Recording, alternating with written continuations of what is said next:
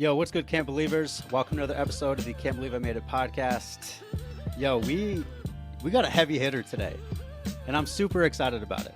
I wanted to introduce Maya Feller, a dear friend of mine, a world-renowned dietitian representing Good Morning America, the author of Eating from Our Roots, and an amazing dietitian, amazing mother, amazing all of the above. In today's episode, we discussed what it took inside of her hero's journey, what it took to comprise probably one of the illest and dopest cookbooks that I have seen to date because of the emphasis on food, culture, and love, and the messages that we get about our food inside of our cultures. I am super excited for you all to gain a crap ton of value in our conversation. We dove into what it means for her to be a busy professional, what it means for her to be a mom, what it has meant for her to make the pivot into doing some of these really cool things. Like I said, a little bit of a celebrity notice right now. I'm super excited for you to hear this conversation. I hope you enjoy. Let's get it. All right. My heart is happy. You were just saying that the last time we saw each other was 4 years ago. Yes. At Fancy. We had never met beforehand, but we were screaming and hugging each other. And I am just so excited to talk to you. My heart is happy, like I said. I'm thrilled to be here. I love watching everything that you're doing for, dads who are thinking about nutrition, dads who are thinking about like reframing how they see themselves in society. Yeah. I mean, it's needed. It's just needed. So I'm thrilled to be here. Yeah. Especially these dads of color too, right? Representation. Please. I know. That's like round two and a forum and a summit and a weekend and a retreat that comes back every year. Wait, Maya, did we just come up with an idea to do that? Because I'm in. I think we did. I mean, I really think we did. Oh, all right. Do you have your phone accessible near you? I sure do. Okay. Can we take a trip down memory lane real quick? Yes, let's do it. I have some apologies to send your way.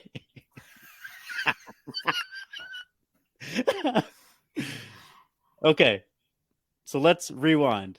I'm looking in our DM chat right now. Okay, here we go. I'm going in also. All right. Which is weird because so February 21st, 2019. Yep. Was that Fancy? That was Fancy, right? Yeah, that's exactly right. That was Fancy. Okay. I'm looking, Dazzy. There you are. So we're just giving each other love back and forth.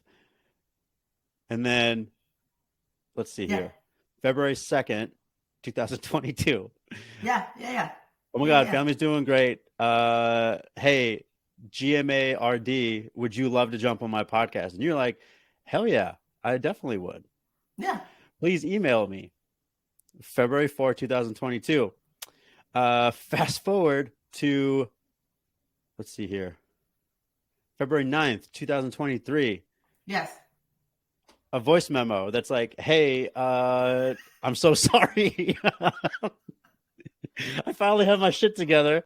I hate email in the same way that you hate DMs. So here I am vulnerably saying, oh my God, I didn't know that you launched a book. Can we please talk about this? I'm so freaking proud of you. How can I help you? Type of thing. So Maya. And then I wrote, well, that's the best DM. Heck yes. I'd love to be on your pod. Email me so I can lose my team because I need a little support. Because, for people who believe that anyone does anything alone, not true. Not true. Always a team. Always a team. Always support. Always a team. And so shout out to my team. Savannah, shout out to you too as you listen to this. Maya, I am so excited to have you on for all of the reasons that we're about to talk about. One of the things that I really value about you is not only just your connection to your message, but really in a lot of ways, your connection to your culture, how you share that, and how that really, really is voiced through how you express through food. For all those reasons, my friend, I'm super excited to have you on. Thank you so much. So much. Ladies and gentlemen, we have a friggin' celebrity on our podcast. All right. So for our listeners and fam out there, you already kind of know I'm like a space cadet to a large extent. So me saying like, hey, this is a year in progress, and it's mostly because of me, like you're not really surprised. But Maya, I'm so excited to have you on, my friend. Thank you so much for taking the time. I'm thrilled to be here. And I'm more than happy to take the time because, as you said, first in this nutrition space, we know for a fact that nutrition is overwhelmingly female, Mm-hmm. right? Or people, female identifying folks. And it's also overwhelmingly white. Yeah. And so to be able to support each other in the work that we're doing, I deeply believe that we're better together. Yeah. So I will always show up for us Ah, in all the work that we do. yeah. 100% same with me. I was literally just on a call with a governing board, and I had a black individual on the other side, and he was like, "Hey, I don't want you to take offense to this, but like, you don't look like an RD." I was like, You're like, oh, I was like, "Oh, I'm not a white female, right?" He's like, Yeah. "Yeah." Like, "Oh Yeah. my God, Des, thank you so much for what you're doing," and it stemmed into a really great conversation. And that's Maya, where I would love to kick it off because anytime that we have guests on, like the thing that I really love is diving into their story, diving into their Yeah. hero's journey, diving into what makes them tick. Are there things that make these people special? And so I've never had the opportunity to have this conversation with you. So like I'm excited to that end. We definitely want to dive into the book. I will tell you beforehand, you might see some tears because I read the introduction and the sugarcane piece, and I was like, Yeah. oh, Nana. I cried when I wrote it. I was sitting I on my deck and I cried. Like as I was writing, I definitely cried. all right, so we might cry together. Is that cool? Yeah. That's That's cool, totally right? fine. That's totally Okay. fine. It's absolutely fine. Absolutely fine. All right. So, ladies and gents, we have Maya Feller, author, amazing mom, wife, Black RD, uh, Good Morning America, nutrition contributor, like all the things. So, like all these reasons why I'm excited, and you all should be excited too. But for you, Maya, like let's go ahead and start like where most heroes' journeys start, where it's like, hey, like you're obviously all of these really fantastic things. Where did it start? What sort of things in your life really helped you to develop your love of food, your culture, like any of those pieces? I think it's such a good question, Des. So this weekend was my daughter's 10th birthday, and like 10 is a big one, right? Because now you're double digits. I'm so afraid. I know. I'm I know. so afraid. My daughter's turning 7, and I'm like, no. There was a lot of reflection, like between myself and my husband, like going back, also realizing that like my husband and I have been together for like 7 centuries. And so like all the memories like are now just like one big memory. I said something, I was like, don't you remember when that happened? And he was like, that's high school. We weren't together. I was like, oh, we weren't together then? I was like, oh, okay. But I say that to say that, when you say like, where did it come from? It really did come from the beginning. Mm-hmm. And, I think there's this really interesting way that we as people like become who we are because we have our genetics, we have our epigenetics, and then we have like our environmental footprint that goes on us. And then it like forms this person. Yeah. And all of that, right? So from my biological parents, growing up with two moms, traveling, like before it was cool and before there was language around gender identity, people Yeah. were just like, she has two moms, that's weird. Yeah. But now it's like, oh, people Why are do like, you oh, have two that's moms? cool. Yeah, exactly. And I was like, I don't know. I don't know, man. I was like, I just have two. And I was like, and by the way, when you have two moms, for anyone that's listening out there that has 100%. two moms, you can't do anything. You can't. Nothing. Because they conference, they talk.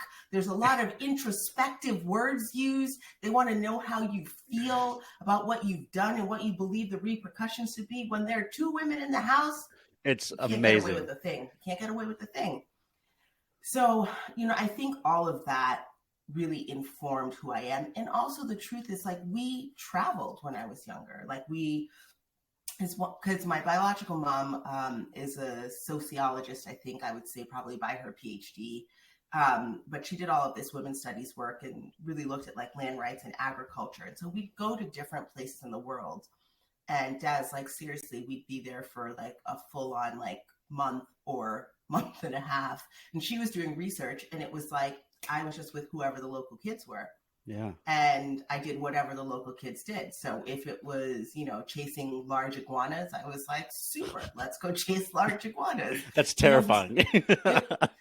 But I was like, I want people to play with. So wherever we went, my experience, and I talk about this in the front matter of the book, was around finding friends, finding just community and kids. And I believe that I never looked at someone as like, oh, this person is better than that person. There was no hierarchy around humanity. Mm-hmm. And I was just there to like have fun and have a good meal. Yeah. And so I was like, can your auntie invite me to the house to have whatever it is that you're eating? And I think that coming into nutrition that way, like also I never set out to really be a dietitian. I actually thought I was going to be an experimental theater artist. And for anyone that's listening, like people are like, oh, that's why you're so comfortable on TV. And I'm like, no. Experimental theater has nothing to do with television. It's like you've painted yourself green and you stand in a pose for an uncomfortably long period of time. And maybe you say 3 words and then you're like, that was really deep. And then anyone that's watched the show is welcome to have like a, talk back about how deep that moment was. Yeah. Again, not TV. Not TV. No glamour.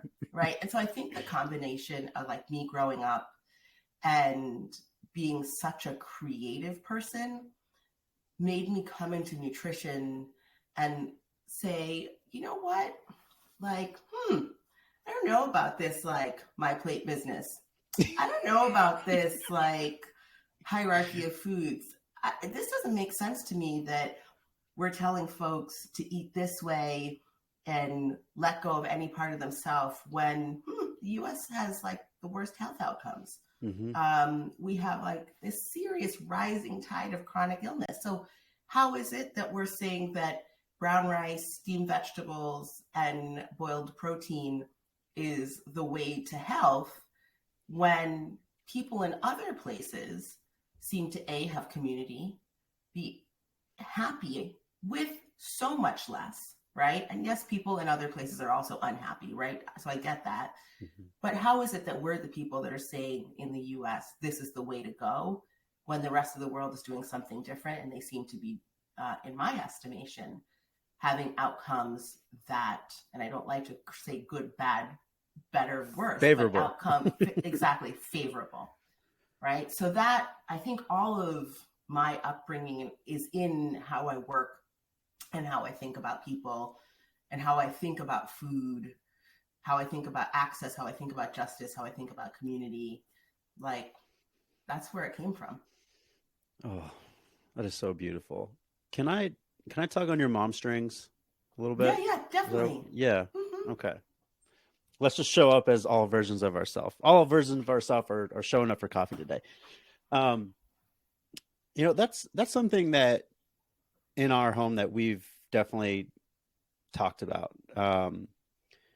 My wife is Welsh, German, like mostly European, white female. So like for us, we're kind of coming into it having mixed race children and talking about how to have conversations and also how to honor each other's heritage. Right. And so like, I think my big question for you is like, as you're taking your experience as Maya, and then you're growing these little amazing individuals, how do you help them to have perspective and understanding and compassion and empathy, like all of those things? Because to me, like the story that you're telling me right now is like, it makes sense to me why you're a solid individual and why likely your kids are fantastic individuals as well. Now, mind you, they might not pick up their shit, but because mine don't. But you get what I'm saying. Yeah, totally. So it's funny, like when I think back to how I was raised and kind of what the core family values were, communication was at the center. Communication, like we had a lot of family meetings when I was growing up. I actually called them dumb family meetings. It was like Sunday night, sit This down is with my great. moms, and we would unpack whatever and like have these conversations. And you know, there was a lot of space for experiential learning, right? So, because that's my family just believed in that. It's like, this is what we're going to do. We're going to go out and have these experiences. And so with my husband, who's Swiss, and so we are in a multicultural home with multiple languages, right? And he just got to the US in the last 20 years. So there's like a lot of stuff culturally still, you know what I mean? That like, I'm like, no, that's very American. And he's like, that's very Swiss. So like, we really do have this multicultural home. And we really try to have communication at the center of our core family values. And we also respect our kids, right? Like I always felt like my mom's and my father too, you know, respected me as a person. And so I feel like as I'm talking to my kids about race, as I'm talking, they know for a fact that it's a social construct. You know what I mean? Like they knew that early on. As I'm talking to them about gender identity, as I'm talking to them about what it means to, you know, live in a community of people with varying socioeconomic access. I talk to them about, you know, structural biases, and we have these open conversations. And I also try to make sure that they're exposed to all people. And I say this often as a, you know, this is not nutrition related, but as a liberal Northeast person, we love to hang out with versions of ourselves.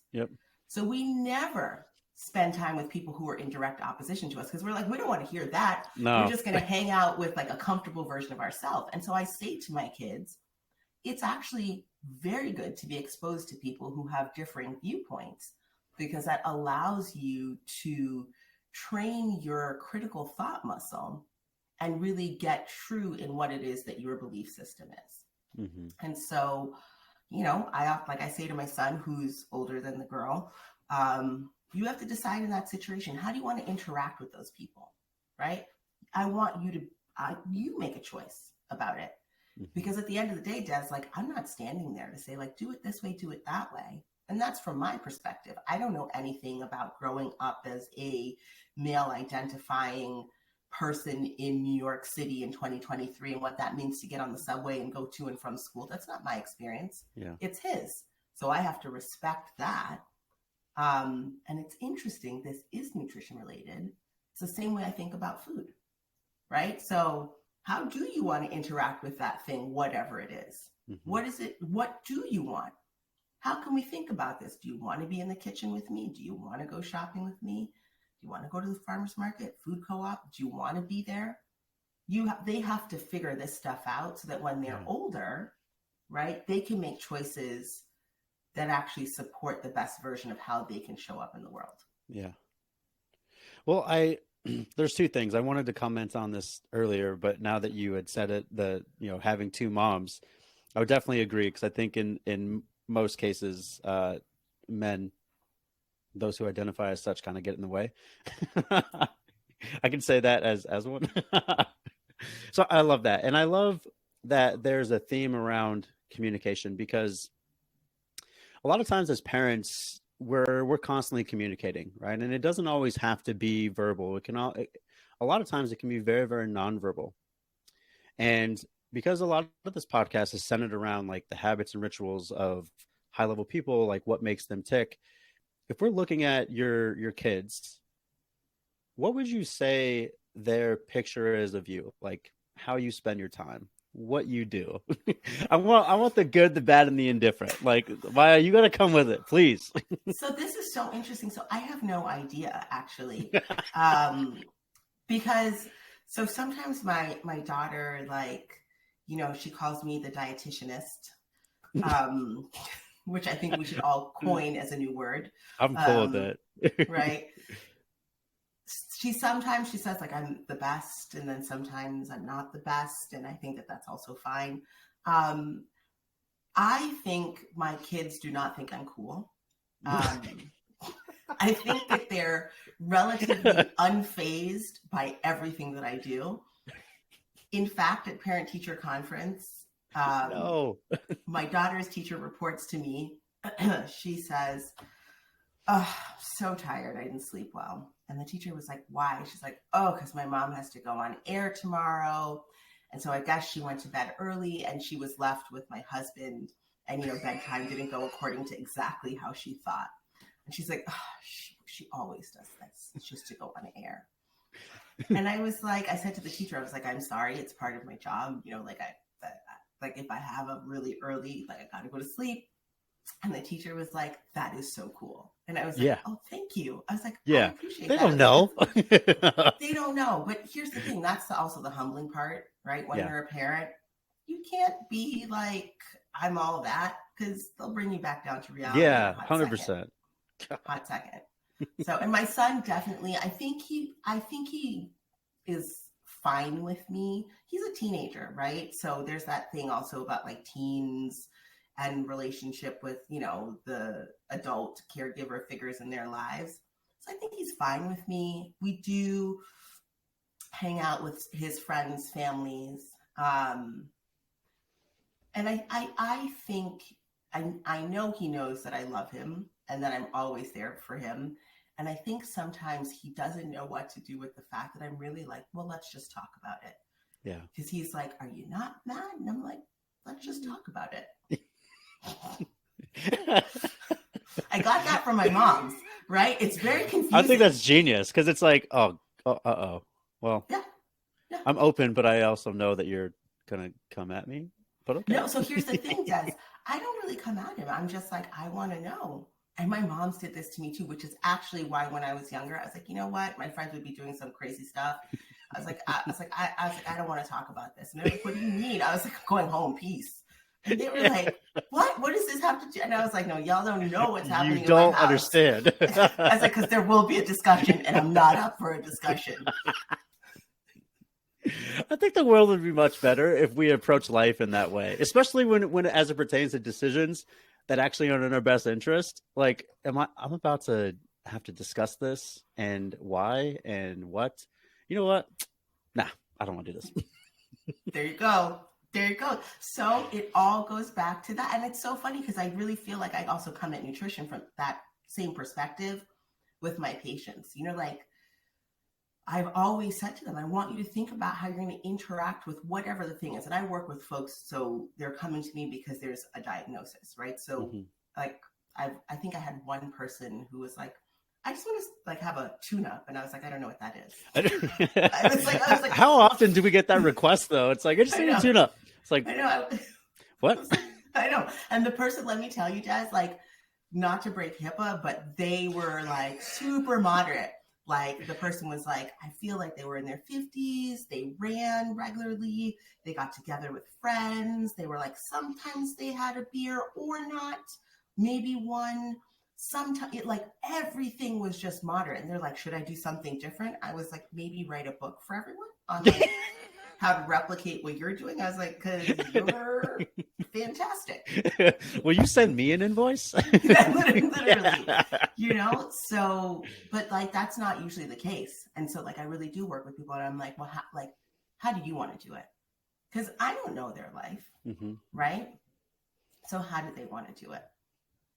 I think those pieces are super valuable too, because I found this and I love that I knew before I got any sort of information about the book, like likely how you would have approached it, because just you and I connect in a lot of similar ways. But even I felt privy to that too, because I think what was really crazy is working in an eating disorder clinic. Like that was my first job out of getting my RD and everything. So like we're looking at an affluent demographic.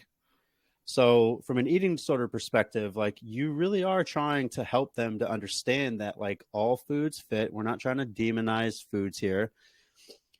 But a lot of the choice offerings that they would talk about are very colonized type foods, right? And so like I found myself when I went from there into community nutrition where most of our patients are 90% Spanish speaking only. So I remember when I took the job, I was like, all right, cool. I'm not fluent, but I need to get fluent. So like I feel comfortable with talking about it, but I need to get fluent. So I'm going to go ahead and serve my community. I found myself asking some of the same questions like, do you eat quinoa? Do you like, and what came back was like, wow, a lot of these people have never heard any of these foods. They've they've come to me because our doctors have told them that they should not eat tortillas or rice or some of their cultural foods, which I'm not cool with.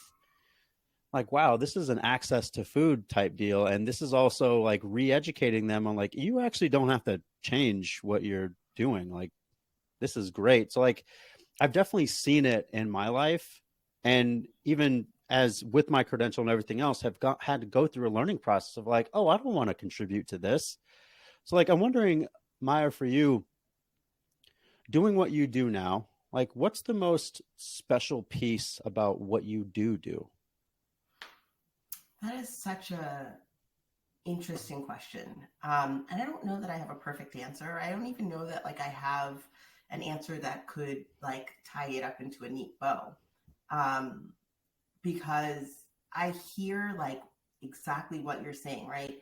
This job out of school in this clinic, eating disorders, and for your listeners, like we often have an image about what we think a person with an eating disorder looks like. Mm-hmm. And that image is absolutely intertwined with hierarchical structures, social inequities, racism, classism, gender, you know what I mean? All the Sexism, things. Yeah. homophobia, transphobia, like all of it.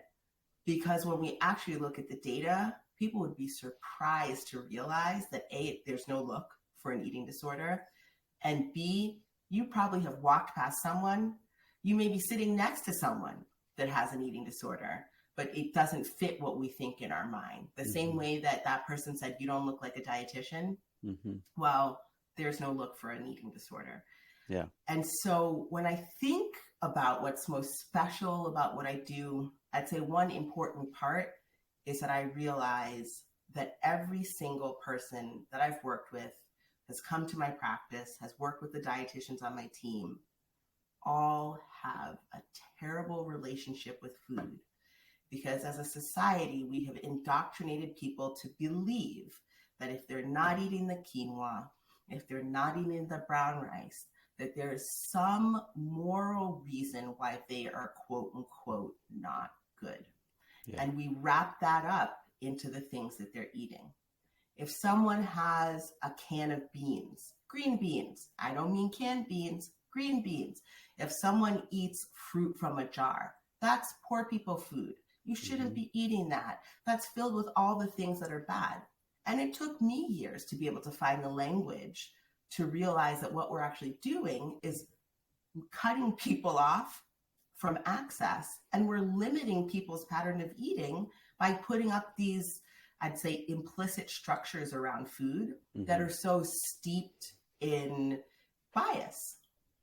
And so I think that one of the things that I enjoy the most about my work is to have those discussions, like in my book, to have those discussions in my writing, and to have those discussions also, like on TV when possible. So, yeah, I feel like that's fairly special. I love those conversations too, to be honest. Because what's really valuable about truly holding space for someone is holding space for their stories, holding space for all the things that make them extremely special. And when you bring a health focus into it, like I'm still very much a massive believer, and I know that you are too, that everything can fit, and you do have to honor some of the things that you value, all of Oh, the things that you 100%. value, right? So 100%. I love that, Maya. I'm wondering. I've actually been asking this question to RDs that I've had on here, and I'm wondering for you, like how you operate with this. but like I call it like the airline seating test. Okay, so when you're sitting next to someone and they ask you what you do, if you have someone who talks to you, do you tell them what you do? You know what's so interesting is that people don't talk to me on the plane. Um, People generally don't talk to me like when I'm out in public. Um, what happens is people say, "You look familiar," Yeah, and I'm like, yeah, I laugh or whatever. And I'm like, I don't know. Um, that has happened, not like a ton. The first time it happened, I offered the person my telephone number because I was so excited that I was recognized, um, which was like very awkward for both of us. I was like, just call me anytime. And I was like, what is happening? I was like, I stop don't know what just happened. speaking. Stop. Oh my goodness, but yeah, people generally don't talk to me. I don't know. I know why. Because I'm usually either reading, sleeping, or working intently Yeah, when I travel. Uh, when I go out, like, and I'm in a social setting, it's really funny. I hang out with the same group of people. Um, and so our conversations, like if someone hasn't met me, and they're like, what do you do? I say I work in like food and nutrition. And then if they ask, I'm like, oh, I'm a dietitian. hmm And sometimes there's oh, you're going to judge me. And I'm like, actually, I'm food neutral. yeah, Um, and I don't and care. and I'm not going to judge you. And then if they say something, I'm like, wow, that's a really disparaging comment against yourself. Uh, I just want to, that they're just like, I'm going to leave her alone. Yeah, I was like, I want to affirm the fact that you'd like to have whatever that thing is, but for some reason you were just mean to yourself. yeah. And they were like, I just want to have my wine. Leave me alone. Yeah, it's like I don't care. Like, will you serve me some? Like, why are we talking about this? Yeah, but actually, it's interesting that you asked that. People don't actually ask me about my work, and maybe I don't know. That's such an interesting thing. I'm gonna keep an eye out. Keep an eye Yeah. out because, like, I wanted to transition this into like, hey, from a friend to a friend. Like, I'm so proud of you. Like, I'm so proud to be connected with you because you're just doing like such dope things. Every time that I see you on Good Morning America, I'm like, that's my friend right there. Let's get it. So like I asked that question because I usually like I try to, because I've made this mistake of letting people know what I do, and then I they dive into their family story and like how many people who are struggling, and I'm like, listen, I'm trying to listen to a new album right now. Like, can you just you gotta leave me alone, right? So like I asked that to transition us into, you mentioned that your kids keep you humble, Mm-hmm. right? But if you take a step back, Maya, and you're kind of looking at all of your passion work, all of your heart work, what do you think? Like, do you kind of sit back? Are you proud? Are you like, I gotta do more? Like, That's such an interesting question. I have to say, I think as a Black woman in the United States, someone of, Afro-Caribbean origin, raised in a mixed race lesbian home, I step back and I look at what I've done and I see like that there's like a village, like a tribe of people who were like, they have my back and they're like, they have a vested interest in helping me tell my story and, give voice to marginalized groups. Um, and I see how far we have come in struggles for, racial justice, equity. And then I look at nutrition. Let me go back and say this. I see how far we've come and how much work there is still to do. yeah, And I look at nutrition and I think, fascinating. There's so much work to do. And I actually said something today. I'm thrilled that I have all the opportunities that I have. but there's still a thing in society where the table is not expanding, right? Mm-hmm. Like some people have their seat there, but we're still very much like, could we add another seat? Yeah. Could we expand the table? Could we make it bigger? And that's hard, Mm-hmm. right? Because I have friends, who are in the industry, and we all know each other. We all know each other and we're all rooting for each other. And it's like, if we could just expand that space to be more representative of the melting pot that is this country, and I put it in air quotes, I think we'd all be better off. And so I am honored to do the work. I am continually humbled by the opportunities that I have. I'm grateful that people want to engage in the uncomfortable conversations and be present. I'm thrilled that it's 2023 because truthfully, 60 years ago, I wouldn't even have had these opportunities. Yeah. But at the same time, and it is truly a but because it's not an and, it's a but at the same time, I recognize that there's a ton of work left to do. And I thank every single producer, editor, person that has said, oh, you know what? We're going to give her an opportunity to go and show up as she is, right? Natural hair, dark skin, and let her speak. And that, forever grateful. Yeah. Forever grateful, forever blessed, forever honored and humbled by that, right? And then I say, imagine if we had 3 more of those people, right? Yeah. Speckled throughout various industries, right? Every place you dropped another 3, another 3, another 3. The landscape of what we're exposed to in terms of imagery, what the implicit biases are that people grow up with, how we talk about food, characterize the food space, it would have a different shape. It definitely would. So I'm wondering, taking all of those fantastic pieces of you and noting that if times were different, likely would not be the same story, but here we are now. You have this amazing cookbook. Do you call it a cookbook? I feel like it's a story.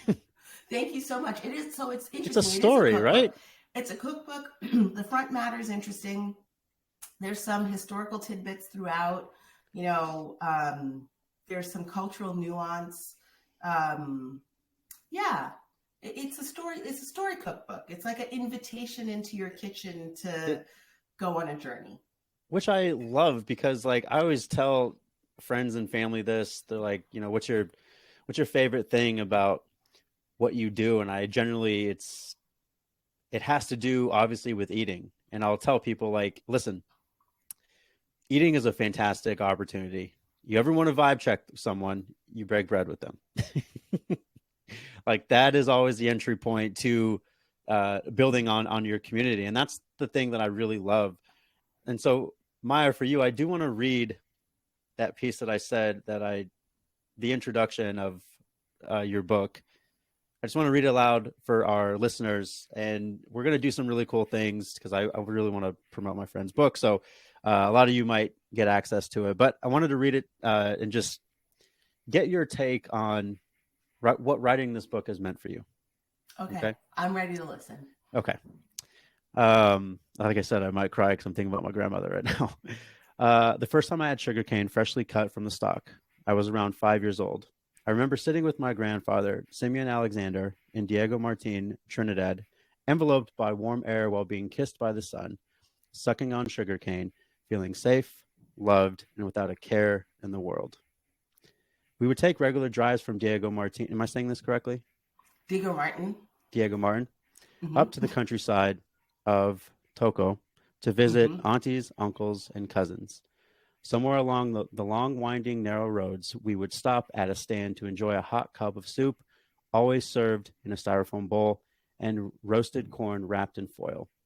I'd enjoy every bite knowing that when we arrived, the aunties would have made coconut, bake, dumplings, saltfish. Is it pilau?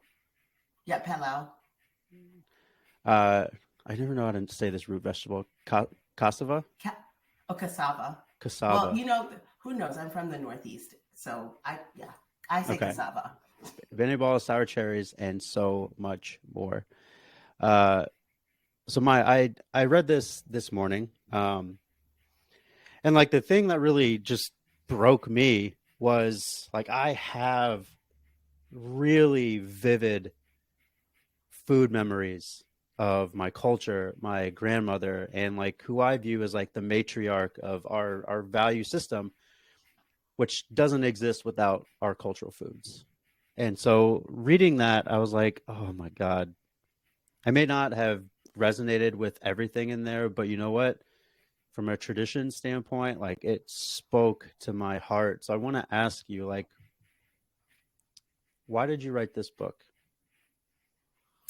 I love that question, but before I answer the question, I have to know from you what was one of those foods that your grandmother made that touched you so much, or what, you know what I mean? What was that thing that you were like, oh, yes, like what was the food? What was the flavor? What was the scent? Oh, I love that question. Let's go. Let's do this right now.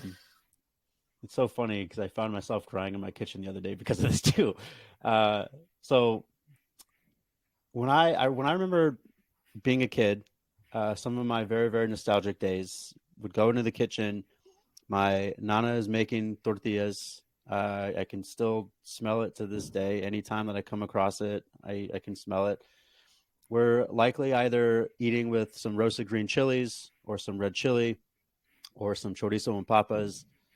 Like those are usually the things that I think of, and I it's sort of been my not job, but like my invitation on Sunday mornings to make something that's authentic for my family. And I'll usually make some of the same things, but I found myself cutting my papas differently than like my immediate family, but cutting them in the way that my nana used to. And I was listening to some mariachi music and I started crying. My wife was like, "Are you okay?" And I was like, "No," but yes. So like that's what that intro did for me. So like I think it was a fantastic introduction, Maya, into your view of food and connection. Um, I too have really fond memories of going to aunties' houses and going to certain places and picking some different types of foods up, usually in styrofoam cups or other things like that. So like we do have a lot of similarities. So yeah, going back to the question for you, like thank you so much for asking me, and also for you, like what inspired you to do this work? Your answer. That's exactly what it is. I love that. Because I recognize that we don't have representations of us in mainstream, and we come in all shapes, sizes, colors, hues, hair textures. The foods are similar but different, and we're just not represented. And that's what I wanted, because I know that when we have conversations about the Mediterranean diet, we cherry pick, right? And we highlight certain food ways. But when you start to really look at those 22 nations around, you realize when you stop the cherry picking that we're way more similar, and that the people who have hijacked and co opted the discussions around food have left us out. And globally, us Black, Brown, Indigenous folks, we're the majority, Mm-hmm. but we are not represented. And that's why I wanted to write the book the way that I did. Because as you move around the globe, you're like, oh my gosh, this Portuguese peri peri, what? Did that flavor come up from Africa? Oh my goodness. This thing that I tasted over here in Thailand, well, that's really similar to the Philippines. And oh my gosh, that flavor from India by colonization ended up in the Caribbean. But yet the conversation goes back to have your steamed brown rice, your boiled protein, and your vegetable. And that's really not what's happening as you move around the globe.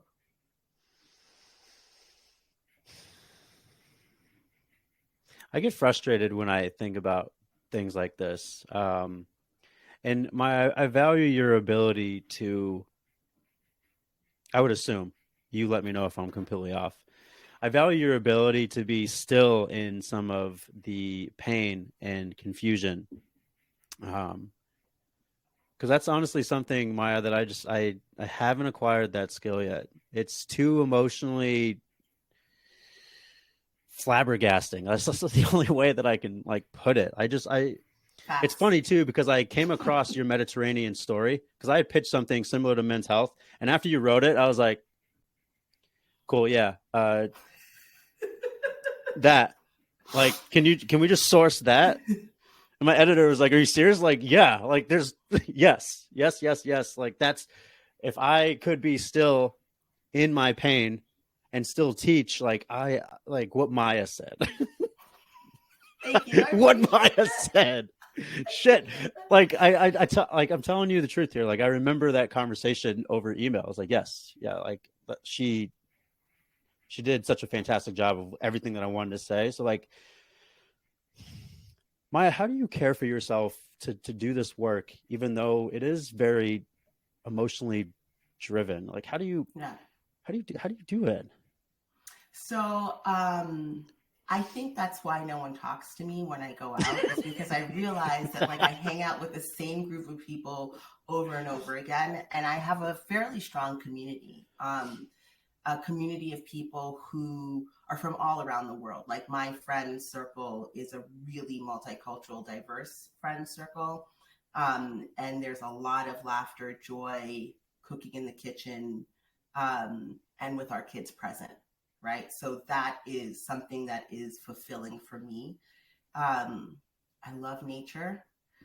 Des, like if I could be like up on a mountain, I mean the tippy top, let me walk up there, hang out up there, and then I'll come back down. And if I could do that multiple times a week, 100%. So I love nature. I have a fantastic therapist, and I've been a long proponent of therapy because I feel like as a Black woman living in the US, there's so much stuff just epigenetically, and there's just the trauma of, being in this body that, to understand. Yeah. And I've spent a lot of time in spaces where I'm the minority. So really being able to have a place to talk about all of that and think about it in a way that's critical because, anger and frustration can be powerful, but it can Yeah. also be harmful, Yeah. right, to ourselves. And so really falling into what are the routines that I need around intentional movement. My body is physically strong. And so I'm like super grateful for that because it allows me to, run multiple days per week and go on these like epic walks and do all of that because that's also something that feels good for me. And then I also give myself a lot of grace. And I'm like, listen, I'm not seeking perfection. You know what I mean? And I do my best to be introspective and to be mindful with my words. I will make mistakes. And sometimes I'll be a contradiction, and that's also fine too. So I give myself as much grace as I give my patients. And I try to give my kids as much grace as I give myself. That was some truth telling right there. That was. Oh. I came across something the other day. I mostly get like moms and dad memes. My wife and I like to talk through them. But one of them was like, a lot of us parents try to stifle like the emotional development or emotional outbursts of kids, leading the expectation that they should have their shit together when you don't. And I remember reading that and I was like, oh, truth. But also my whole thing with like kids is I'm like, they just got here. Like when you're 7, like you just got here. You've only been here for 7 years. I'm still trying to wrap my head around all this. So you just arrived and I'm like, this is new. You're new. So go ahead, have your fit. I understand because I'm frustrated too. Yeah. You know what I mean? When they start to yell and scream and they're like, I just don't get it. I'm like, neither do I. Go ahead, do your thing. You want a pillow? Here's a pillow. Scream, yell, do all of it. You need some paper to rip up the paper. Like, it's tough out there. That's the other thing, Des, is like, imagine like all of that stuff that kids feel And then at the same time, they're getting all this messaging around how they're meant to behave in public, how they're supposed to eat, what they should dress, how their body should look. And that's just implicit. We don't have to say anything. The media does a fantastic job. New York City, you get into a taxi. There's screens in the back of the taxi. You on a taxi ride, you can have 4 or 5 different commercials coming at you by the time you get to your destination, all telling you something that you never thought about before. Yeah. Of course, it's complicated. I like that. You know, I'm gonna bite that from now on. I don't know what I'm doing. It's okay that you're losing it. My 7-year-old was losing it the other day, like screaming. My wife is like, "Is she good? Like, what is going on?" I'm like, she's not good. I was like, "You never went in your room and just like screamed things like I never should have been here. Like, you never did that." She's like, "Maybe versions of it, but like this is a lot." And so like finally, I go in, we get on her level. I'm on the floor, and I'm like, "Hey, listen. It's okay that you're having these feelings right now. They seem like they're super uncomfortable. Daddy knows that because you're like hitting the walls right now. Okay. What is not okay is for you to say certain things about my little girl that I love more than anything that aren't true. So here's what we're going to do. I'm going to grab a pillow. We're going to use it as a punching bag. You can get all your energy out that you need in this punching session. But when we're done, we got to have a chat afterwards." And she was like, "Okay, cool." She went to town on the pillow, and I was like, damn, she is like me. I was like, because I used to do that. So go in the room and go ham on my pillow just because there's so much emotion coming out and I don't know what to do with it. And it's so funny to see that. So I feel seen by hearing that you're doing some of the same things. Thank you. Of course. And I mean, you know, I always think about like what you just said from this lens of the fact that like, for the majority of people, and this is totally separate from race, gender, like the majority of people, just the majority of people don't have that outlet to hit the pillow, right? So of course it's challenging. Of course it's tough, right? And we're all doing our best, right? In all the ways, shapes, and forms to like move through life, right? And for me, in my work as a dietitian, I'm always thinking like, how can I be the person that supports the reduction of harm? Yeah. Right. And that's it. Like, that is it. Well, I'm super excited about the opportunity to dive into the story more. I'm gonna call it a story. Is that okay? Absolutely. Okay? The storybook more. Eating from our roots is a story. It's a story. I tell you, Desi, I've had people from all so this one young woman came up to me and was like, "Oh my goodness, you know, I'm Polish and I loved this so much because I never felt like I could eat the foods that my grandmother made." And I was like, that's the point. Yeah. That's the point. Yeah. Well, I think your selling point to me was like answering my question with my response. I mean, I think we all have these really great, beautiful images of food and culture. Some of us have not had that luxury. But like I said, I think that there's a lot of value that can be had when you do, in fact, break bread with someone. You do learn about their story. You do learn about like why this food type of thing. So like, I think I'm excited to continue to have our listeners having these conversations, diving into the storybook. There's a lot of things that I'm really excited about. And so I'm super thankful for you for taking the time. I love talking to you. Like, there's a reason why I got excited to see you, having never met you in person. Listen, the feeling is so mutual. Like, you know, I just love this conversation because it's just, you know, so easy, right? Yeah. And so uncomplicated.